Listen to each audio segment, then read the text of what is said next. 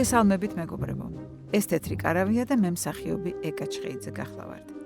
დღესაც ჩვენი ეთერის მთავარი თემა ემიგრანტი ქალებია. აი, უკვე ვიღაც გვიკავშირდება. გისმენთ.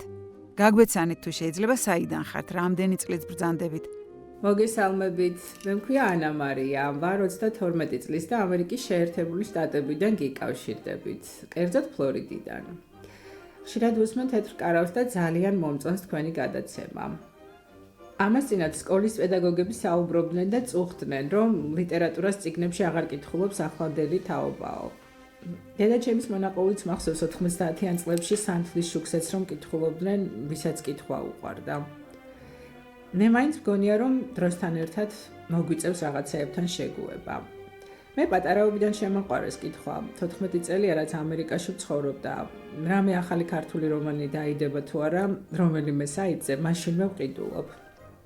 მაგრამ არ შემიძლია არ აღნიშნო, რომ შარშან დაბადების დღეზე დედაჩემა საჩუქრად გამომიგზავნა ზაირა არსენიშვილის ვახსოფელო. კაის ხელტანიანი წიგნია. არ დაგიმალავთ და მანამდე ამ ავტორის შესახებ არც კი ვიცოდი. ვიფიქრე გადავხედავ თქო და ორი ფურცელი რომ წავიკითხე, ვეღარ მოვწყდი. სამსახურშიც მიმქონდა და გზაში ტრანსპორტში ვკითხულობდი. ეს რა დიდი მწერალი ყოლია და არ ვიცოდი.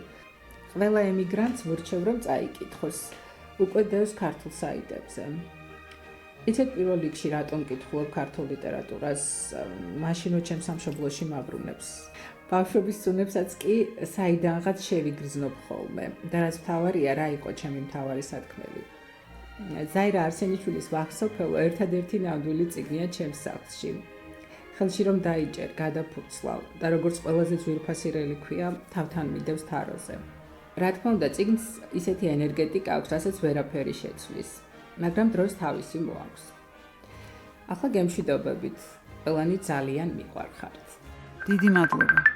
აი, ისევ ზარია, გისმენთ? მოგესალმებით ბრიუსელიდან, ნატა 28 წლის. 3 წელია რაც აქ ვცხოვრობ, ჯერ ბერლინში ვსწავლობდი სკოლის მერე, ახლა კი აქ მაგისტრატურაზე ვსწავლობ.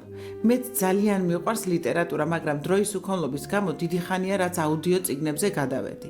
ძირითადად ველოსიპედით გადავაადგილდები და ჩემთვის ძალიან კომფორტულია წიგნების ასე მოსმენა. თუმცა დაგეთანხმებით, რომ არაფერი სჯობს ხის ჩრდილში, ჰამაკში წიგნის კითხვას. ეს ჩემი ბავშვობის ყველაზე ტკბილი მოგონებაა, რაჭაში, ზაფხულში რომ ჩავდიოდი. ახლაც გამომიჯდება თუ არა რამოდენიმე დღე, მაშინვე ჩემს ულამაზეს სოფელში, უწერაში გავრბივარ. ის ჩემი ბავშვობის ჰამაკიც ისევ გვაქვს და წიგნების კარადა, რომელშიც ისევ ისეთი თანმიმდევრობით არის ჩაწიკწიკებული წიგნები, როგორც ჩემს ბავშვობაში იყო. იმ სახსაც და იმ წიგნებსაც ჩემთვის ყველაზე მშობლიური სურნელი აქვს, რომელსაც ვერაფერი შეცვლის. დიდი მადლობა, რომ მეც მომეცა საშუალება ჩემი აზრის დაფიქსირების. დიდი მადლობა. ისევ ზარია, გისმენთ? მოგესალმებით. მე მქვია ნუნუ, 54 წლის ვარ და რომიდან გიკავშირდებით. სულ ვუსმენ თქვენს გადაცემებს და თემიდან გამომდინარე პირველად მომინდა რომ მეც რაღაც მომეყოლა. ჩემი აზრით ძალიან მნიშვნელოვანი რამ. 28 წელია ემიგრაციაში ვარ და როცა აქეთ მოვდიოდი, ერთადერთი წიგნი, რასთან წამოვიღე, ვეფხისტყაოსანია. ამ წიგნმა გადამატანინა ამდენწლიანი ემიგრანტობას და ნოსტალგიაც. დღე არ ყოფილა ჩემს ცხოვრებაში, რომ 1-2 თავი მაინც არ წამეკითხა. ვეფხისტყაოსანი იყო ჩემთვის აქ სამშობლოც, ოჯახიც და ყველაფერი. ამდენ კითხვაში თითქმის ზეპირად ვისწავლე. რა ბედნიერებაა, რომ ქართველ ერს ასეთი საგანძური გააჩნია. და კიდევ ძალიან მომწონს დღეს რომ ემიგრანტები ჩვენს გაჭირვებაზე არ ვლაპარაკობთ. აბა გემშვიდობებით ყველას და მალე დაბრუნებას გისურვებთ ჩვენ საოცარ სამშობლოში, რომლის ბადალიც დედამიწაზე არაფერია. დიდი მადლობა.